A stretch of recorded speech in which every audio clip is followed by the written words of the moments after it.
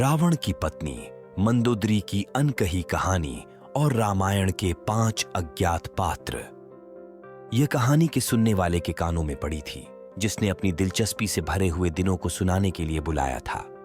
यह कहानी उन पात्रों के बारे में है जिनके बारे में आपने कभी सोचा भी नहीं होगा, जो रामायण की एक अद्वितीय कथा के हिस्से थे।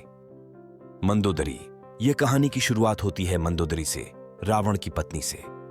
वे रावण की वफादार पत्नी थीं और रावण के दुर्योधन आदर्श में उनकी प्रेम और समर्पण का प्रतीक थे। रावण की मृत्यु के बाद मंदोदरी ने रावण के बिना का दर्द और आगे की जिंदगी को बिना किसी शोर शराबे के जिए। अहिरावण। अहिरावण रावण के बड़े पुत्र के रूप में प्रसिद्ध नहीं है, लेकिन वे एक ब्राह्मण की पुत्र थे। उन्होंने श्री राम के विरुद्ध लड़ाई में अपने पिता के साथ खड़ा होकर अपने पिता के प्रेम और वचन के लिए जान दी।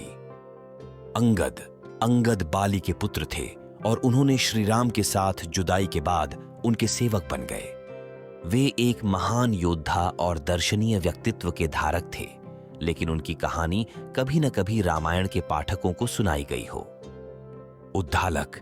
उद्धालक एक असुर थे और उन्होंने अपने आत्मा को पवित्र करने के लिए तपस्या की। उन्होंने श्री राम के पास जाकर अपने जीवन के उद्देश्य को पूरा किया और श्री राम से आशीर्वाद प्राप्त किया। शबल। शबल एक बूढ़ी भिक्षुकी थी जो श्री राम की आत्मा की स्थिति को समझती थी। वह श्री राम के साथ बहुत समय बिताती थी और उनके साथ भक्ति और साधना का पाठ करती थी। ये 5 अज्ञात पात्र रामायण की कहानी में छिपे हुए हैं, लेकिन उनकी महत्वपूर्ण भूमिकाएं हमें यह सिखाती हैं कि हर किसी का योगदान महत्वपूर्ण होता है, चाहे वो कितना छोटा या अज्ञात क्यों न हो।